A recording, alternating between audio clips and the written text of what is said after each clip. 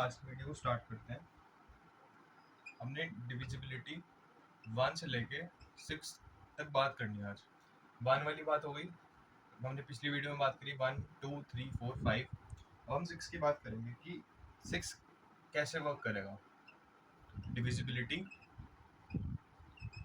Bye 6 की ऐसी कौन सी कंडीशन है जिससे हमें पता चल जाए कि पर्टिकुलर नंबर 6 से डिविजिबल होगा या नहीं होगा। 6 की बात करते हैं। A number is only divisible by 6 if it is divisible by 2 and 3 simultaneously। ठीक है, ये स्टेटमेंट कहती है एक नंबर तभी डिविजिबल होगा 6 से अगर वो डिविजिबल पूरा पूरा हो 2 और 3 से। ठीक है, उसने कहा एक नंबर पूरा पूरा डिविजिबल हो 6 से तभी होगा जब 2 और 3 से होगा। चलो ठीक है, इसका एग्जांपल देखते हैं। 1 0 0 0 8। एक हमें ये एक नंबर गिवन है, उसने कहा है कि 2 और 3 से डिविजिबल होगा तो वो 6 से डिविजिबल होगा। चलो ठीक है, हमें यहाँ पे पहले चेक करते हैं कि 2 और 3 की क्या कंडीशंस थी। ठीक है, 2 की क्या कंडीशंस थी, लास्ट में इवन होना चाहिए। 3 की क्या कंडीशंस थी, अगर सम पर्टिकुलर डिजिट्स का आ जाए जो कि 3 से डिविजिबल हो तो वो वर्क करेगा। इसमें देखते हैं, इवन है, चलो 2 से तो है, इसको हम सम करते हैं। 9 से डिविजिबल है बिल्कुल, दैट मीन्स ये वाला नंबर 6 से डिविजिबल होगा। ठीक है, ये कंडीशन गिवन है। अब इसमें हमने ये चीज डिफाइन करी है कि 6 से अगर डिविजिबिलिटी की वो बात करेंगे तो उन्हें दो चीजों की बात करनी पड़ेगी, 2 और 3 की। मतलब 2 और 3 अगर पूरे पूरे डिविजिबल होंगे तभी वो 6 से डिविजिबल होगा। तो इस स्टेटमेंट को नोट डाउन कर लो, और कुछ भी इशू है या कुछ भी आ रहा है माइंड में एग्जांपल तो उसको अप्लाई करो, वरना कुछ भी इशू है तो कमेंट सेक्शन में बता सकते हो।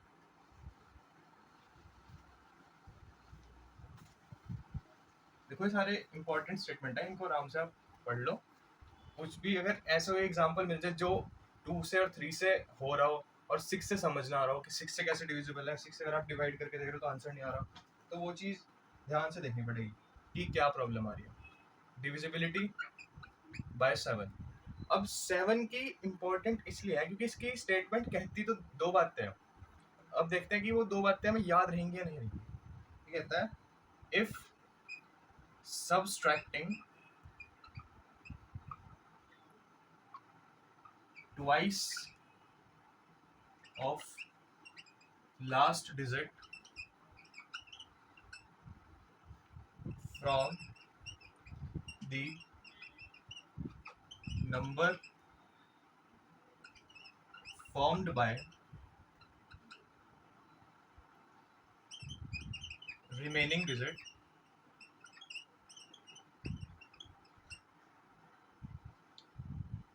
then divisible by 7। ठीक है, ये एक स्टेटमेंट है। इसने कहा है if subtracting twice of the last digit from the number formed by the remaining digits, ठीक है, तभी वो डिविजिबल होगा 7 से। चलो एक एग्जांपल देखते हैं। 371 है, ठीक है, अगर इसके अकॉर्डिंग मैं अप्लाई करूं लास्ट डिजिट, देखो उसने कहा है twice of the last digit का ट्वाइस कर दिया, फिर सब्ट्रैक्ट कर दिया रिमेनिंग डिजिट से। तब अगर ये जो आंसर आया वो अगर डिविजिबल हुआ 7 से तभी वो होल डिजिट डिविजिबल होगी 7 से। ठीक है, यहाँ पे 35 आया, 7 5 जो 35, ये हमें पता है, तो ये चीज तो वर्क कर गई। तो इसका मतलब यहाँ पे जब अगर कंडीशन सेटिस्फाई हो गई है ये वाली तो 371 भी पॉसिबल है। चलो देखते हैं एक और एग्जांपल है। 434। हमें यहाँ पे इतनी सी काम करनी है, लास्ट डिजिट को एक तरफ कर लो और बाकी डिजिट को एक तरफ कर लो, क्योंकि इसमें लास्ट डिजिट की बात हो रही है दो स्टेटमेंट की, एक तो सब्ट्रैक्ट होना है और एक ट्वाइस होना है। तो एक तो 4 इंटू 2 कर दिया मैंने, ठीक है, और एक है 43। 43 माइनस 8 हो गया 35। ठीक है, अब 35 डिविजिबल है 7 से, हाँ है, 7 5 से 35। दैट मीन्स 434 डिविजिबल है। ये कंडीशन है, इसको नोट डाउन कर लो।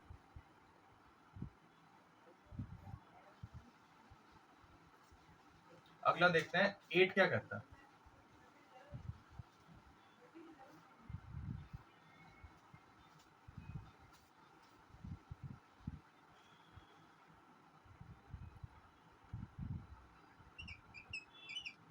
देखो हमने ये पढ़ लिया, 7 पढ़ लिया, अब हम 8 की बात करेंगे। 8 क्या कह रहा है? If the last 3 digits are divisible by 8, then whole number is divisible by 8।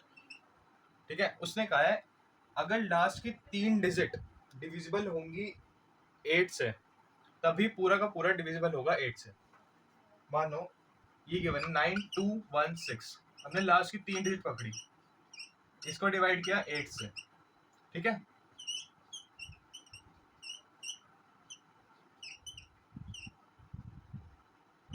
ये 56 हो गया। ठीक है, अब हमें एक आइडिया हो गया कि यहाँ पे बन सकती है बात कुछ कि 216 तो डिविजिबल है 8 से, चलो ठीक है, दैट मीन्स ये पूरा नंबर डिविजिबल होगा 8 से। 9216 पूरा पूरा डिविजिबल होगा। अब एक बात बताओ, ये चीज गिवन है, अब एक इसमें एक आया कि लास्ट डिजिट की जगह हम बात करते हैं 3 डिजिट को हटा दिया, तब भी नहीं बात बन रही, चलो ठीक है। अब एक और चीज है 1416, इसको डिविजिबल करके देखो 416 को, 4 4 जा 6 4 32 और 40 तक चल सकता है, 40 तक ये चल गया, ये भी वर्क कर जाएगा। बस ये चीज ध्यान रखनी है कंडीशन क्या कह रही है, कंडीशन पे ध्यान देना है, फिर एग्जांपल्स हो जाएंगे अपना। लास्ट की 3 डिजिट को पकड़ो, फिर 8 से उसका चेक करो। अब देखते हैं 9 क्या करता है, डिविजिबिलिटी बाय 9। ठीक है, कहता है the sum of digits of number is divisible by 9, then whole number is divisible by 9। ठीक है, ये कहता है कि अगर सम ऑफ डिजिट्स 9 से पूरा पूरा डिविजिबल होंगी तो पूरा नंबर डिविजिबल होगा। ठीक है, एग्जांपल देख लेते हैं 27, 9 9 से डिविजिबल है। ओके, और कोई अगर एग्जांपल है देख लेते हैं। देखो 750 है, 7 + 5 + 0 12 बनेगा, 12 बनेगा। 12 9 से है, कुछ लिंक ही नहीं बनता। 117 है, 1 + 1 + 7 बन गया 9, तब भी काम कर गया। तो ये इस चीज को ध्यान रखना कि ये चीज क्या कह रही है। चलो अगले पे चलते हैं, 10 क्या बोल रहा है। अब हमें इतना आइडिया था कि हम जब कैलकुलेशन नॉर्मल भी सोचते हैं कि 10 की बात अगर वो कर रहे हैं, 10 से डिविजिबल है, 10 से क्या चीज डिविजिबल नहीं है, वो देख लेते हैं। If the number ends with 0 then it is divisible by 10। ठीक है, स्टेटमेंट कह रही है कि अगर एंड में 0 है तो 10 से डिविजिबल है। ठीक है, बात मान ली। मैं कहता हूँ ये है,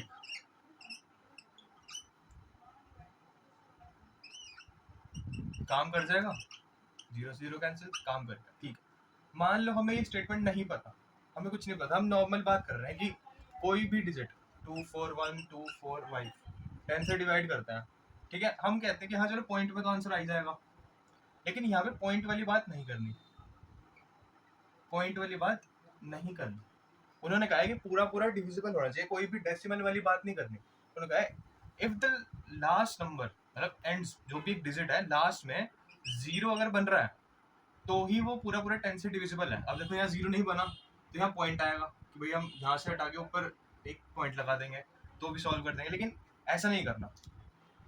ये कंडीशन को ध्यान में रखते हुए पूरा पूरा गया। अब देखो मान लो अगर हम हाफ लिखते हैं तो होता है 0.5, ठीक है, और एक होता है 1। 1 बड़ा है 0.5 बड़ा है, ऑब्वियसली 1 बड़ा है क्योंकि वो पूरा है। या फिर आप ये मान लो हाफ या फिर 1, हाफ kg और 1 kg, ठीक है। 1 kg तो बड़ा है ना, ऑब्वियस सी बात है कि आधा किलो और 1 किलो, ऐसा पॉइंट समझो आप कि अगर इसमें आपने 10 को ऊपर ले गए तो पॉइंट में आ गया, मतलब पॉइंट ऑब्वियसली छोटा है और पूरा पूरा डिविजिबल नहीं है, बस ये बात है। इस स्टेटमेंट को लिख लेना, इंपॉर्टेंट है ये भी स्टेटमेंट, बस ये ध्यान रखनी है।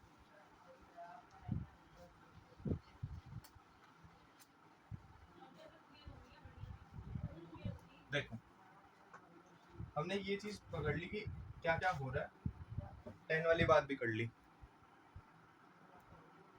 अब देखते हैं कि आगे कुछ इसमें कुछ बचता है, फैक्टर्स वगैरह के अकॉर्डिंग ही बचता है।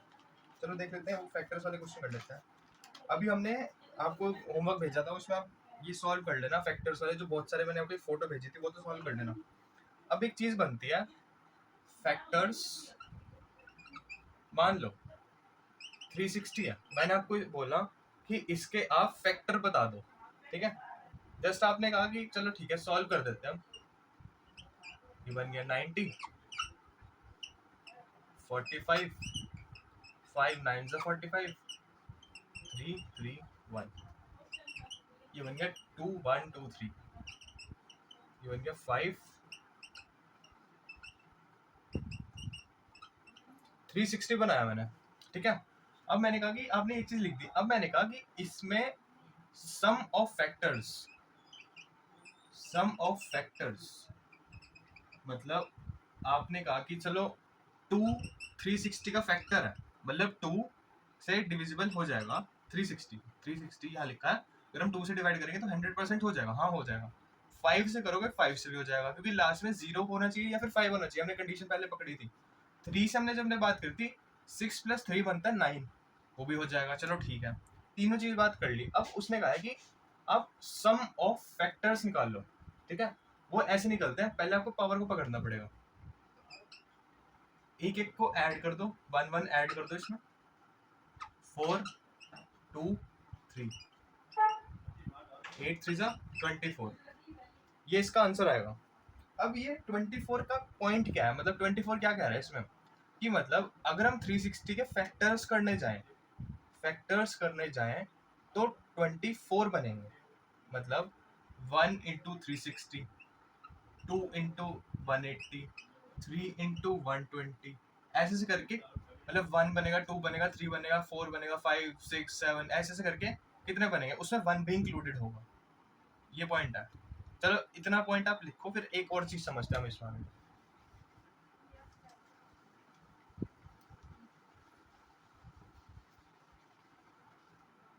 ठीक है, 360 के हमने फैक्टर्स निकाल ले, सम 24, ठीक है। अब मैंने कहा कि 24 की बात करो, यहाँ इसकी जगह मैंने 24 लिखा कि चलो छोटा नंबर ले लेते हैं, 2 3 3 1, 2 की पावर 3, 3 की पावर 1, हो गया 3 + 1 1 + 1, 4 2, हो गया 8। बात मान ली मैंने। 1 × 24, 2 × 12, 3 8 4 6। अब आप ये देखो कि 8 का मतलब क्या है यहाँ पे कि भाई सम, मैंने यहाँ पे भी सम निकालना था, यहाँ पे भी सम निकाला, यहाँ थोड़ा बड़ा हो गया। यहाँ से आप एक बार आइडिया ले लो कि यहाँ से एकदम से क्लिक कर जाएगा कि हम क्या करना चाह रहे हैं। 8 1 2 3 4 6 8 12 एंड 24, 4 ही हो गए, 4 ही हो गए। मेरा कहने का पॉइंट ये है सम ऑफ फैक्टर्स, मतलब 1 एक फैक्टर हो गया, 2 एक फैक्टर हो गया, मतलब 1 से भी डिविजिबल, 2 से भी, 3 से, 4 से, मतलब 24 इन नंबर से डिविजिबल है, 1 से 2 से 3 से, ऐसे से डिविजिबल है। अब हम 1 2 इसको इंडिविजुअली अगर हम काउंट करें 1 2 3 4, ऐसे कितने बने 8। अब क्वेश्चन में आएगा find the sum of factors of 360, find the sum of factor of 24। ऐसे से क्वेश्चन आएगी कि फैक्टर्स तो हमें पता चल गई कौन कौन है, लेकिन उसके सम निकालना है, इंडिविजुअली सम काउंट करना है। क्या आएगा क्वेश्चन? ये साथ साथ जो मैं करा रहा हूँ इसको नोट डाउन करते रहना। मान लो देखो 8 आया, ठीक है। अब एक चीज दिखाता हूँ कैसे क्या चेंज आ रहा है इसके अंदर। 64, आपने 64 की बात करी, 2 3 जा 6, 2 16, 2 8 जा, 2 4 जा, 2 2 जा, 2 1 जा, 1 2 3 4 5 6। ये चीज देखो, ये बन गया। हम करते हैं 2 2 जा 4 2 जा 8 16 32 64, मतलब 2 को मान लो ऐसे अगर हम लिख दें 3 4 5 6, 2 2 जा 4 4 2 जा 8 8 2 जा 16 16 2 जा 32 32 2 जा 64, लास्ट में ये बना। अब मैं आपको कहता हूँ कि आप सम ऑफ फैक्टर्स निकालो 64 के, ठीक है। आपने कहा सर कि ये बन गया, मैंने कुछ कर दिया यहाँ पे, ऐसे ऐसे करके आंसर निकाला अपने लॉजिक लगा के। मैं कहता हूँ इसका सम ऑफ फैक्टर निकाल लो, ठीक है। तो बनेगा 6 + 1 7। तो आप कहोगे कि सर 7 कैसे बनेगा? एक बार सोचो कि यार 2 की पावर 6 से तो 64 बन जाता है, तो 7th नंबर ऐसा कौन सा है कि वो 7th कहाँ से इंक्लूड करेंगे हम? ना यहाँ पे आ रहा, ना यहाँ कहीं भी नहीं आ रहा। तो यहाँ पे हम एक चीज को ध्यान रखते हैं, यहाँ पे लास्ट में 1 आ रहा है। 64 अपने आप का तो फैक्टर है ना, 64 इंटू 1 तो करता है। पिछले वाले क्वेश्चन में जब हमने 24 की बात करी थी वहां में हमने 1 इंक्लूड किया था। यहाँ पे इन्होंने हमने 2 से करा है सॉल्व, तो यहाँ पे मैं 1 दिख नहीं रहा। लास्ट में अगर हम 1 को इसको काउंट कर रहे हैं कि हमारा 1 भी होना चाहिए फैक्टर, इंडिविजुअली काउंट करें तो 1 भी काउंट होएगा, ठीक है। तो ये बात आएगी इसमें। 64 को आप ऐसे लिख सकते हो।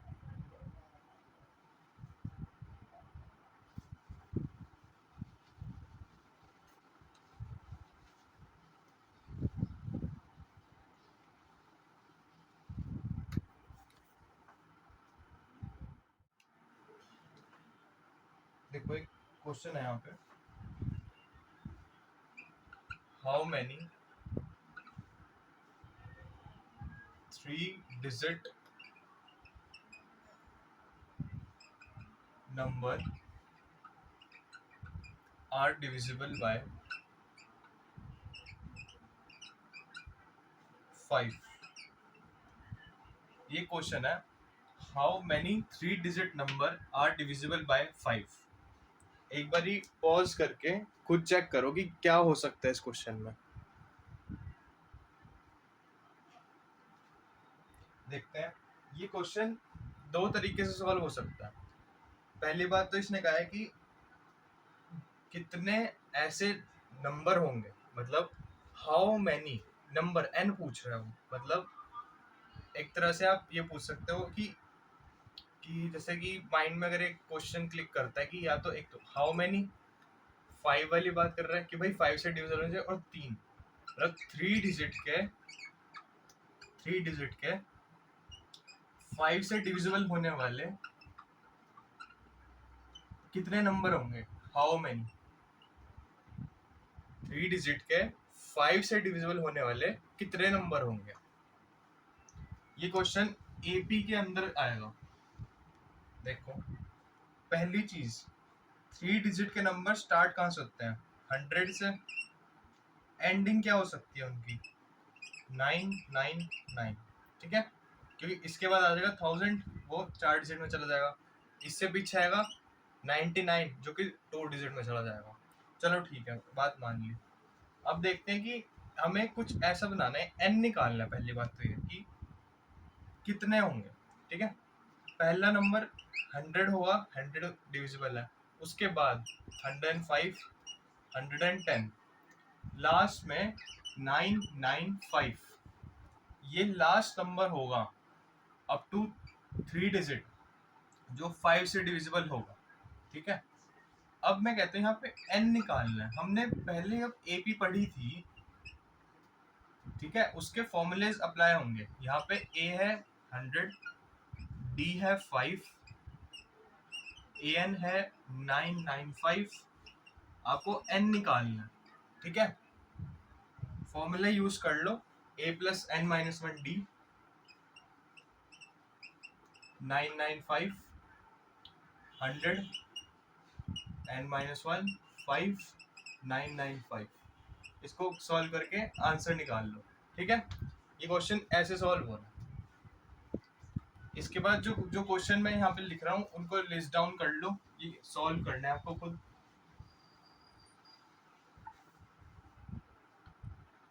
ये है इज 2024 डिविजिबल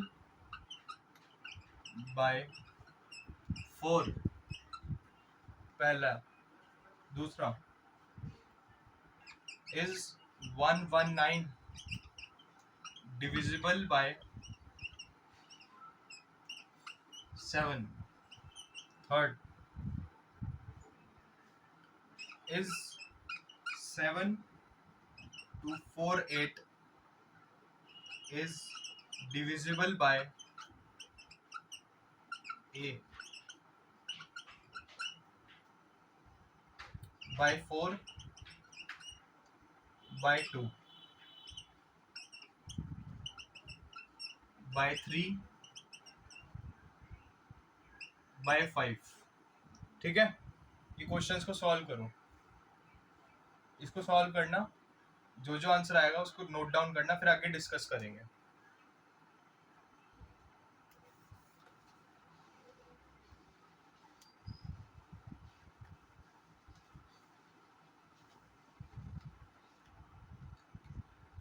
ठीक है, इसके बाद क्वेश्चन, फाइंड इफ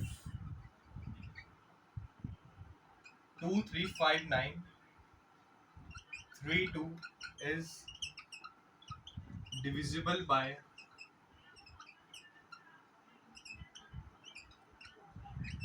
ये चेक करना है डिविजिबिलिटी किससे पॉसिबल होगी। 4782। ठीक है, इसके मल्टीपल आंसर्स भी हो सकते हैं, तो एक बार चेक करना क्या क्या आंसर आएंगे। इसको आप 24 कर लो। ठीक है, इसमें चेक करना ये पूरा पूरा किससे डिविजिबल होगा। आराम से नोट कर लो, कुछ भी गलती मत कर देना कि आगे पीछे ना हो सके, कोई भी क्वेश्चन का कोई भी ऑप्शन भी गलत ना हो जाए। मल्टीपल आंसर हो सकते हैं, कोई दिक्कत नहीं है, बट एक बार ये खुद ट्राई करोगे तो बहुत बेस्ट रहेगा। इसके बाद एक क्वेश्चन है, a number is divisible by 4 and 12। ठीक है, is it necessary that number is also divisible by 48? Give example to support statement। ठीक है, यहाँ पे एक स्टेटमेंट गिवन है, ये कहती है कि एक नंबर है वो 4 और 12 से दोनों से डिविजिबल है। ठीक है, अगर मान लिया कि वो दोनों से डिविजिबल है, इसका मतलब ये हो सकता है कि वो 48 से भी डिविजिबल हो। 12 4 से 48 है। ठीक है, ये ऐसा पॉसिबल है कि वो 48 से डिविजिबल हो। चलो देख लेते हैं। उसने कहा कि अगर है तो कोई ऐसी एग्जांपल बताओ हमें और जो कि इस चीज को सपोर्ट करती हो। ठीक है, अब इस क्वेश्चन को एक बार देखो क्या कहना चाह रहा है। कुछ भी इसमें से इंसाइट मिलती है, जो भी कुछ कंक्लूजन निकलता है उसके बाद हम देखते हैं। चलो ठीक है, इसका आंसर चेकआउट करते हैं क्या आएगा। इसने कहा है एक नंबर, मान लो कोई भी नंबर है, वो 4 से भी डिविजिबल है, 12 से भी डिविजिबल है। मान लो 36 है, 36 इससे भी डिविजिबल है 4 से, 36 12 से भी डिविजिबल है।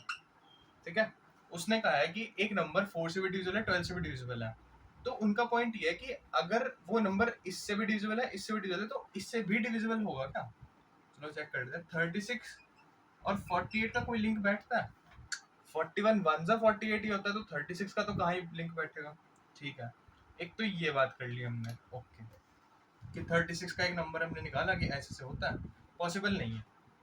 अब हमने कहा कि मान लो कोई भी एक नंबर और 36 था, उसका डबल चेक कर लेते हैं, चलो 72 चेक करते हैं, 4 से डिवाइड करते हैं, इसको हम करते हैं 12 से। अगर हम इसको सॉल्व करते हैं तो 18, हाँ 18 बनता है, हाँ 18 4 से 72 और 12 6 से 72, ठीक है। अब हम 48 से डिवाइड करते हैं, ये तो बनेगा ही नहीं, तो सॉल्व ही नहीं होने का। इसका मतलब ऐसा जरूरी नहीं है कि अगर कोई डिजिट 4 और 12 से डिविजिबल है तो उनको मल्टीप्लाई करके भी वो डिजिट पॉसिबल हो, मतलब पूरा पूरा डिविजिबल पॉसिबल हो। दैट मीन्स ये स्टेटमेंट रॉन्ग है, ये वाली, ये लिखा है ना, is it necessary that the number is usable और नॉट रॉन्ग, इसका ऑप्शंस में यस और नो था, तो इसमें नो ही पॉसिबल है, क्योंकि ये वाले तो मैंने साथ में ऐड ऑन किया ताकि इसमें एग्जांपल में, क्योंकि हमें सॉल्व करके दिखाना था, तो इसमें मैंने कहा गिव एग्जांपल, तो देखना ही पड़ेगा कि कौन सा एग्जांपल है।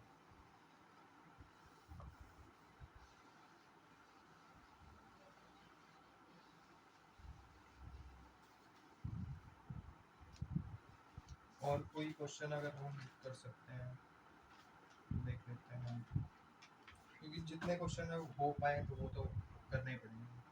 देखो ये है 1+5 अपॉन 2+5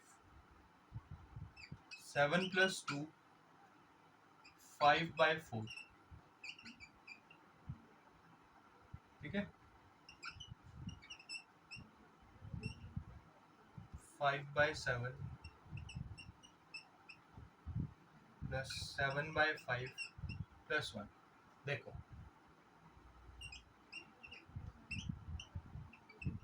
इन्होंने कहा है कि क्वोशिएंट हमें निकालना है, ठीक है। देखो हम अगर एक बारी डिवाइड करते हैं, हमें ये पता है ये होता है हमारा रिमाइंडर, ये होता है हमारा क्वोशिएंट, ठीक है।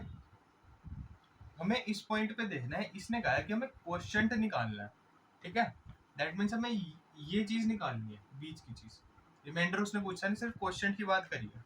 तो अब वो कहता है कि इस क्वेश्चन में कुछ इक्वेशन फॉर्म में दी हुई है, मतलब सॉल्व नहीं है वो पहले से, ये चीज बाय दिस हम कहते हैं कि डिवाइड, क्वेश्चन नॉर्मली है 36/9, मतलब इसका फॉर्म ये है 36 को डिवाइड करो 9 से, यही सेम चीज है, ये इस चीज को इससे डिवाइड करो, इतनी सी काम करनी है, ठीक है।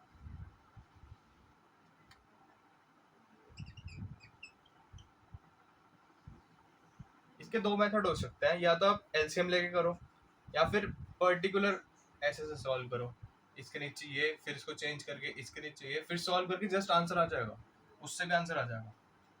इसके 4 ऑप्शन है।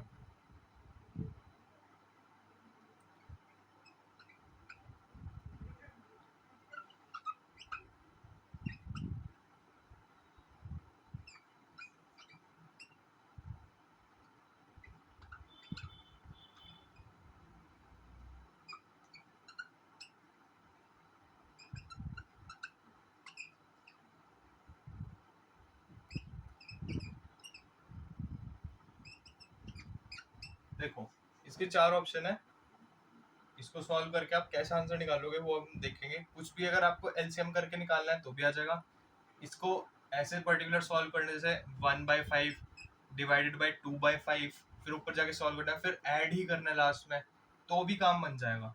अब ये चीज आपको देखनी है कि एलसीएम से आपको काम बन रहा है या फिर नॉर्मली काम बनता है। इस क्वेश्चन को सॉल्व करो, उसके बाद हम आगे वाली क्लासेस में इसको डिस्कस करेंगे, कुछ भी अगर इशू आता है तो।